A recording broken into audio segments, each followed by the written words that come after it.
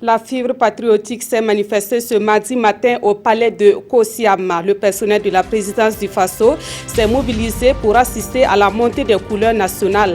Désormais, c'est un rituel qui sera exécuté tous les premiers mardis du mois.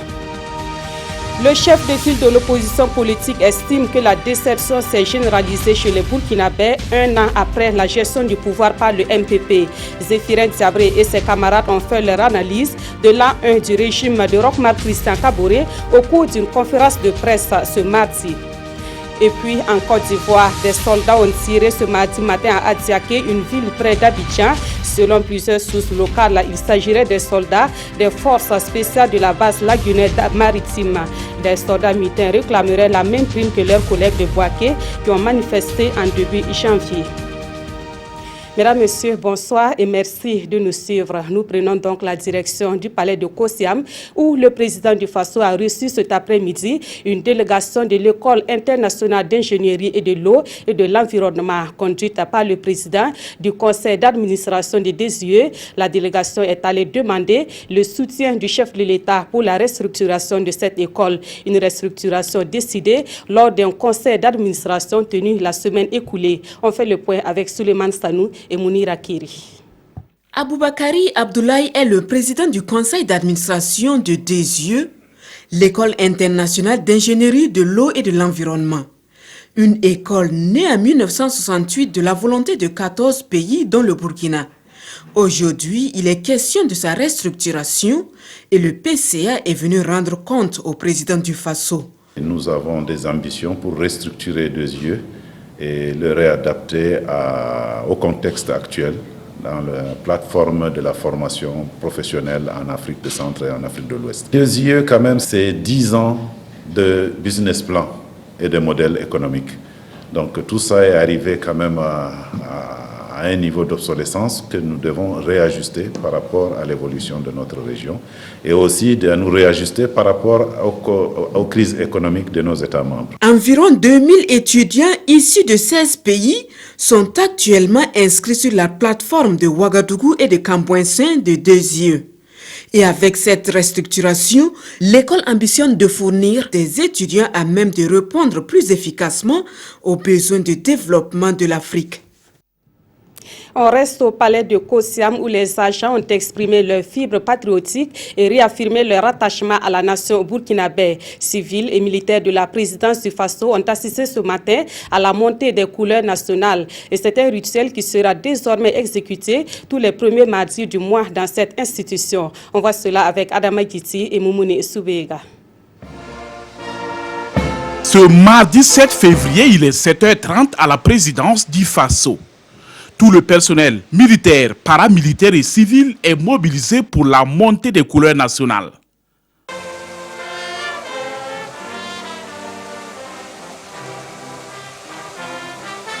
À travers cette levée des couleurs, le personnel de la présidence du Faso entend ainsi donner l'exemple en matière de bonnes pratiques. Une levée de couleurs qui sonne également comme un appel de Roch-Marc Christian Kaboré à plus d'amour pour la patrie, mais aussi à l'unité et à la cohésion nationale. Le chef de l'État a souhaité que la présidence du Faso donne l'exemple et le meilleur exemple, les bonnes pratiques en tout. Et cette cérémonie de levée de couleurs participe de sa volonté de faire en sorte que nous puissions assumer pleinement nos responsabilités et faire en sorte que le pays vibre à l'unisson dans la cohésion pour continuer à bâtir le Burkina Faso. À partir de ce mardi, la levée des couleurs est désormais instituée ici à Kosiam. Elle sera exécutée tous les premiers mardis du mois. Dans l'actualité également, l'ambassadeur des États-Unis était ce matin à l'Assemblée nationale. Reçu en audience par Salifou Diallo, les deux hommes ont échangé sur plusieurs questions d'actualité, dont celles relatives à la bonne gouvernance et à la sécurité. Plus de précisions avec Moussa Ouedraogo et Omar Zombri. L'ambassadeur des États-Unis, reçu par le président de l'Assemblée nationale, Henry Yang, dit être venu apprendre plus du peuple burkinabé auprès de Salifou Diallo. Je suis venu en étudiant pour apprendre de quelqu'un à travers tous les dossiers. Nous avons parlé des dossiers de la gouvernance, nous avons parlé les dossiers de la sécurité, nous avons parlé des dossiers de développement équitable. Tous ces dossiers sont les dossiers dans lesquels les États-Unis veulent aller en avant en partenariat avec nos amis burkinabés pour faire de Burkina un monde meilleur. Et à la question de savoir si l'administration Trump ne va pas bouleverser les liens amicaux qui lient le Burkina Faso aux États-Unis, Andrew Yang rassure. Entre les États-Unis et le Burkina Faso, il y a une collaboration longue et durable qui existe à travers plusieurs institutions et plusieurs changements de présidents. Ça reflète les valeurs partagées entre nos deux peuples. Le nouvel gouvernement des États-Unis est en train de s'installer et on va continuer à causer avec nos partenaires ici au Burkina Faso pour développer les nouvelles étapes de cette collaboration. Et au cours de ces échanges, il a été question de sécurité, notamment dans les bandes frontalières entre le Mali, le Burkina Faso et le Niger. Les États-Unis veulent aussi soutenir les forces du G5 Sahel. Ce matin, le chef de file de l'opposition politique a fait son analyse de l'an 1 de Roch-Marc Christian Kaboré au pouvoir. Tâtonnement, amateurisme et navigation à vue, voici les termes utilisés par Zéphirin Diabré et ses camarades pour qualifier la gestion du pouvoir par le mouvement du peuple pour le progrès. Le CFOP estime par conséquent qu'un an après le MPP au pouvoir, la déception s'est généralisée chez les Burkinabés. La conférence de presse a été suivie par Yacouba Gamine et Aboubakar Sayo. C'est un tableau sombre de la gouvernance politique au Burkina que le chef de file de l'opposition politique et les responsables des partis affiliés ont présenté à la presse. Pour Zéphirin Diabré, la première année d'exercice du pouvoir par le régime de Roch-Marc Christian Kaboré est une année perdue et gâchée pour le Burkina. En un an, les Burkinabés ont été les témoins médusés d'hésitation et de tâtonnement au sommet de l'État, d'un pilotage à vue, de l'indécision dans les moments cruciaux, de nomination de complaisance et d'un effacement complet sur la scène internationale.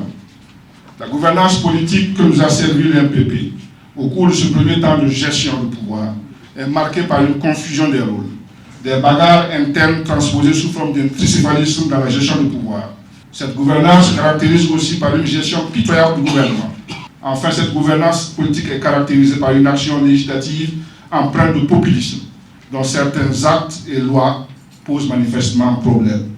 La lutte contre le terrorisme, la justice, la réconciliation nationale, l'éducation, la santé, les mines et la relance de l'économie sont, selon Zéphirin Diabré, des domaines dans lesquels le gouvernement a échoué. Dans un mémorandum présenté à la presse et qui porte sur 7 points, le chef de file de l'opposition politique fustige la gestion du pouvoir politique au Burkina depuis l'arrivée au pouvoir du MPP.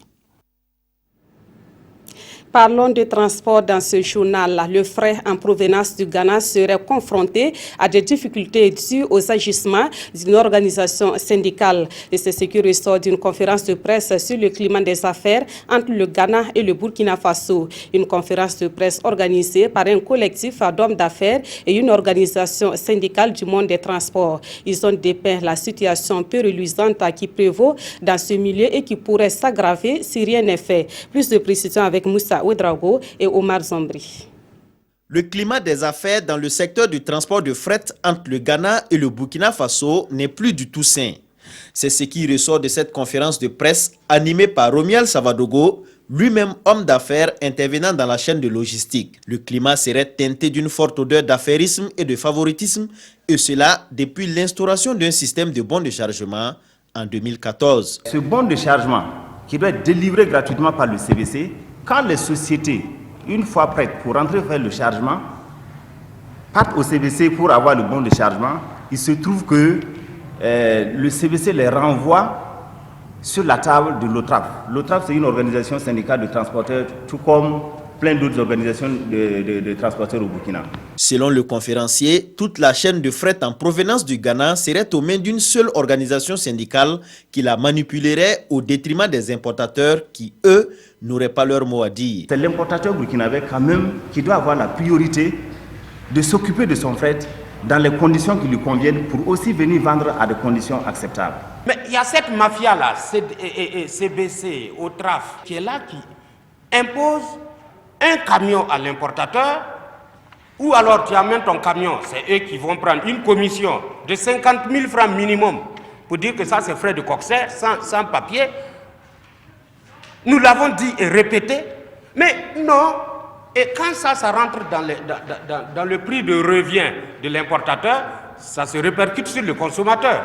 Des démarches pour trouver une solution ont été entreprises, en témoignent ces différentes correspondances adressées aux autorités en charge de ce secteur. Mais toutes sont restées lettres mortes selon Romuald Savadogo. Il demande alors au gouvernement de trouver une solution à ce problème afin d'éviter un enlisement si toutefois la situation venait à rester sans changement.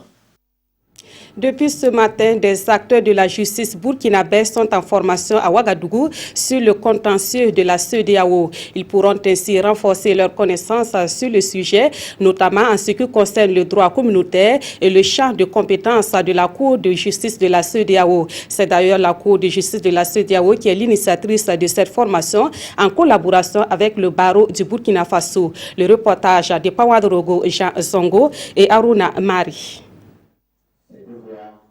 Ces praticiens du droit du Burkina Faso s'informent ici sur le contentieux de la Cour de justice, la CEDEAO. C'est une formation consacrée au renforcement des compétences des acteurs judiciaires du Burkina, en particulier les avocats.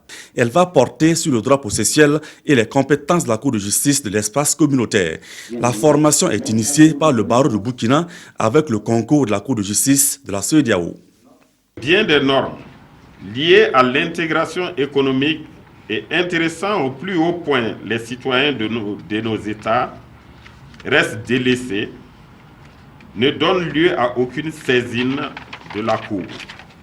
Pour le bâtonnier de l'ordre des avocats du Burkina, la formation continue fait partie de l'obligation légale des avocats. Des chefs de juridiction et de parquet participent à la formation. L'intervention devant la Cour de justice de la CEDEAO, les voies de recours devant la Cour sont des modèles à développer au cours de la rencontre. L'efficacité des actes devant la Cour, notamment sa saisie, les conclusions à produire et la plaidoirie devant elle nécessitent une parfaite connaissance des procédures applicables devant elle. La présente formation prend fin le 10 février prochain. La Cour de justice, la CEDEAO, veut également recueillir les difficultés rencontrées par ces praticiens afin d'instaurer un dialogue avec les juridictions nationales. Un dialogue dont les fruits vont profiter aux populations de l'espace communautaire.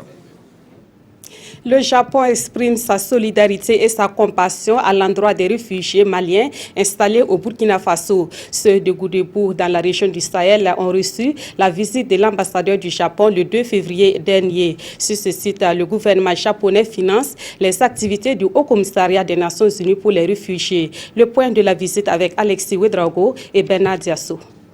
C'est la deuxième fois l'ambassadeur du Japon au Burkina visite le camp des réfugiés de Goudébou. Ces communautés maliennes étaient obligées de quitter leur patrie à la suite de la crise sociopolitique de 2012. Et dans un contexte où l'afflux de ces réfugiés a aggravé la situation humanitaire dans la région du Sahel, l'ambassadeur du Japon dit être venu leur exprimer sa compassion et sa solidarité.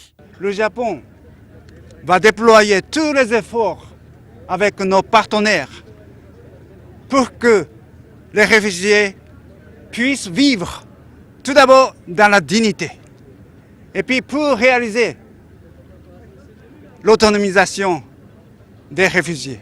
Dans ce camp de Goudébou, l'assistance financière du gouvernement du Japon, estimée à plus de 17 milliards de francs CFA, a permis entre autres au HCR de construire le centre d'accueil et d'enregistrement des réfugiés, y compris le centre artisanal. Ce montant a aussi permis à l'UNICEF d'assurer l'éducation des enfants et au PAM de réaliser le programme de nutrition dans ce centre de santé. Toutes les réalisations ont pu se faire grâce aux dons du Japon. C'est vrai, le Japon a toujours été un grand bailleur de fonds du HCR, pas seulement au Burkina. L'ambassadeur du pays du soleil levant s'est dit satisfait de constater que le partenariat entre son pays, le HCR, l'UNICEF, le PAM et le gouvernement burkinabé a permis d'améliorer les conditions de vie des réfugiés du camp de Goudébou.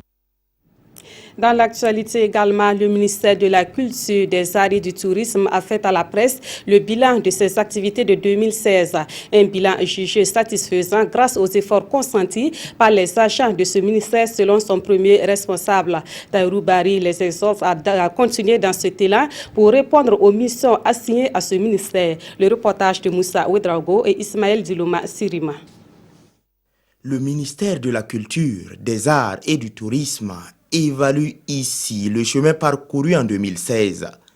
De nombreuses actions ont été menées pour favoriser l'expression et le rayonnement des acteurs et créateurs culturels. La tenue de 13 éditions des Trésors du Faso dans toutes les régions, avec en moyenne un public de 8000 personnes par soirée, qui a permis de décerner 183 trophées avec un accompagnement financier de près de 15 millions aux lauréats, la mise à niveau de 6 infrastructures culturelles et touristiques par leur réhabilitation et leur équipement.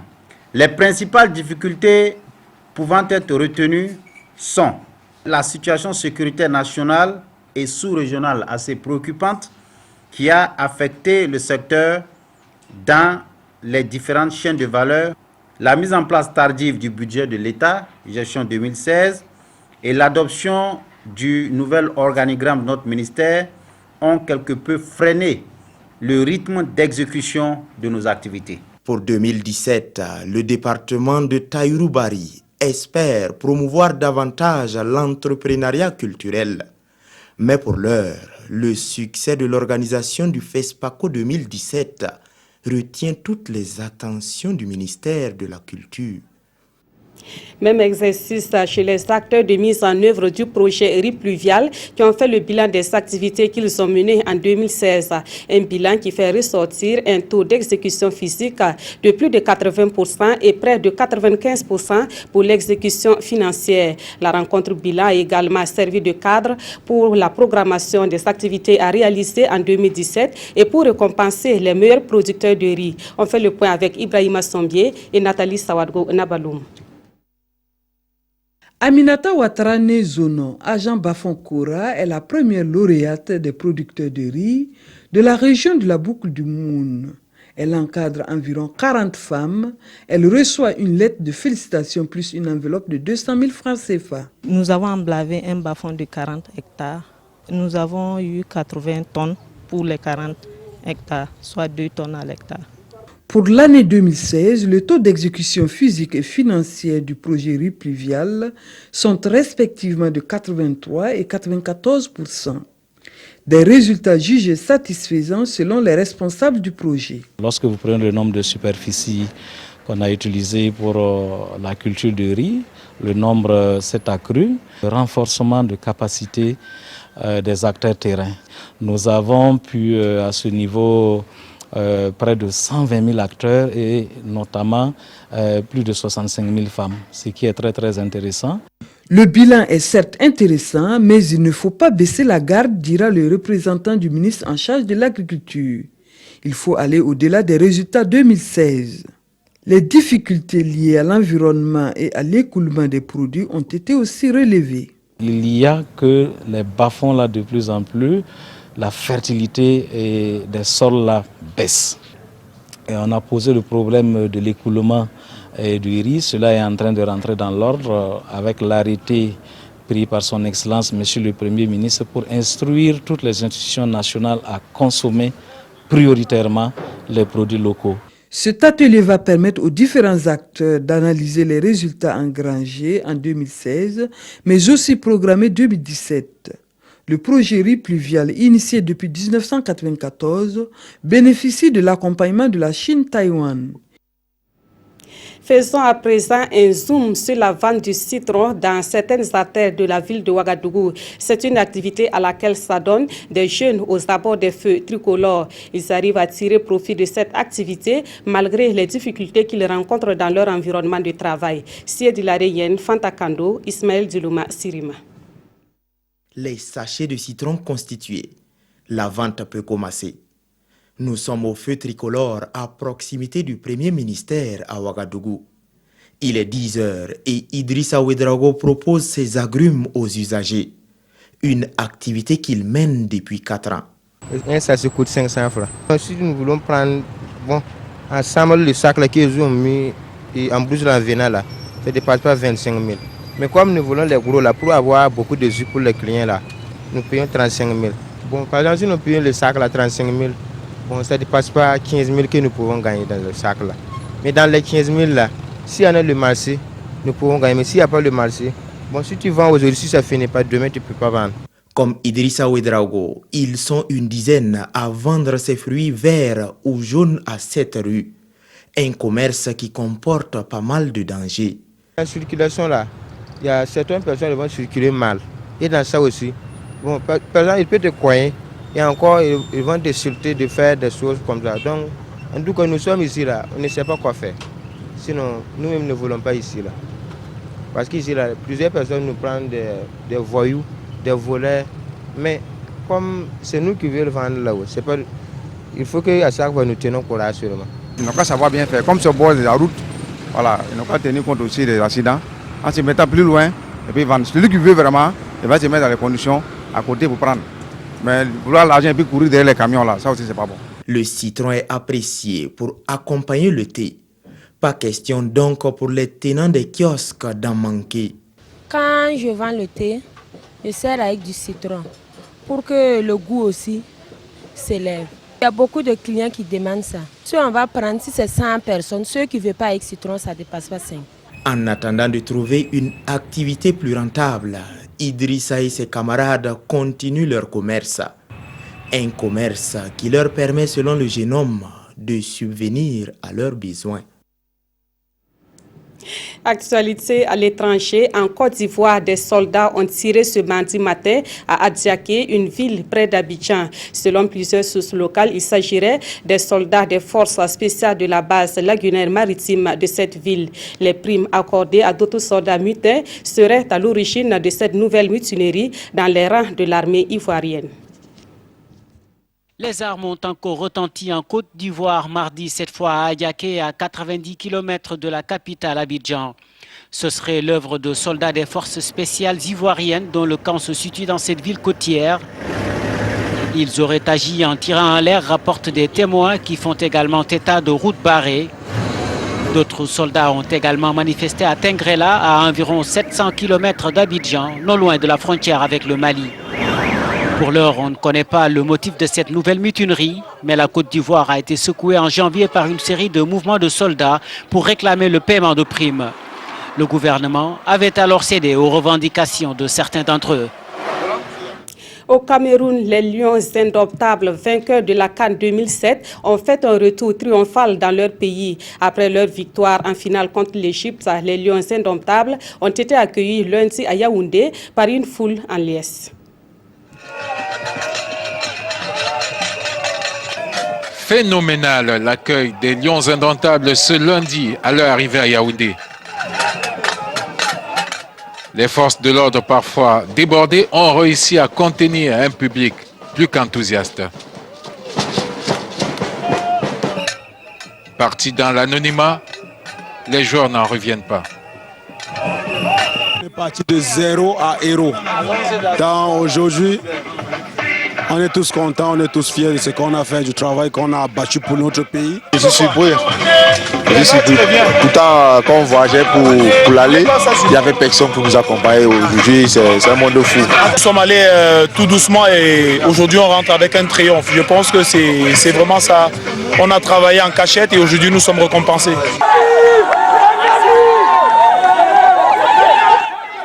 Plus de 2 heures pour allier les 25 km séparant l'aéroport international de Yaoundé-Simalène à l'hôtel. Du reste, le président Paul Biya reçoit les champions d'Afrique au palais de l'unité d'Etoudi ce mercredi.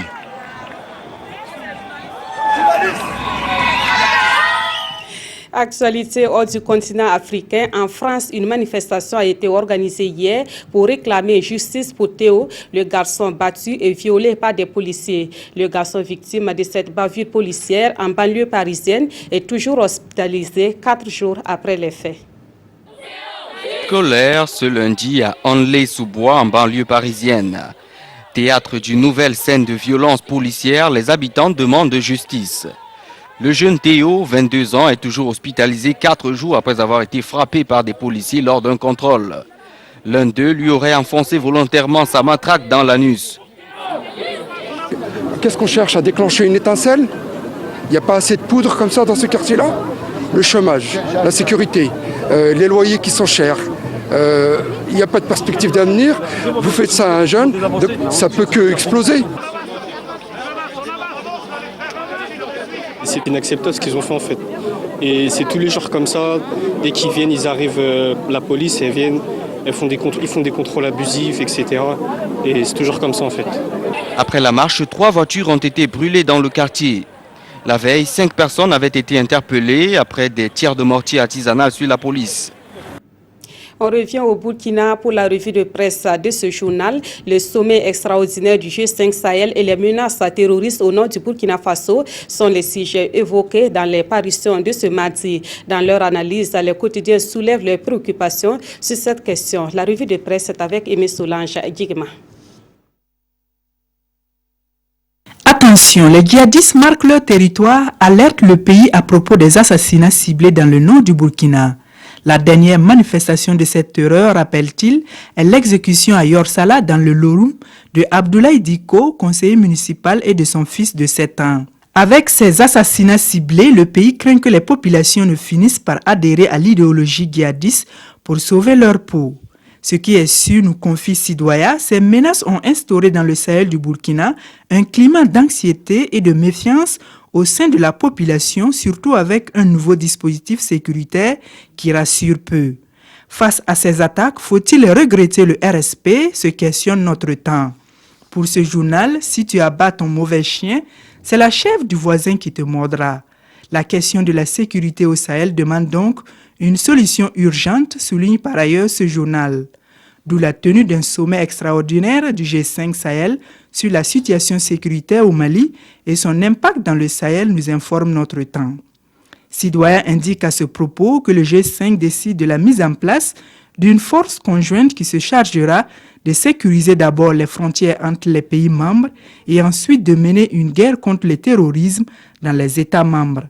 Avec la création de cette force, aujourd'hui au Faso nourrit l'espoir que si d'aventure les moyens suivaient, les chefs d'État du G5 Sahel trancheront enfin le nœud gordien du Nord Mali et de facto de tout le Sahel, même si c'est pour un temps. Et voilà, c'est la fin de cette édition. Merci de l'avoir suivi et merci de votre fidélité au programme de la RTB.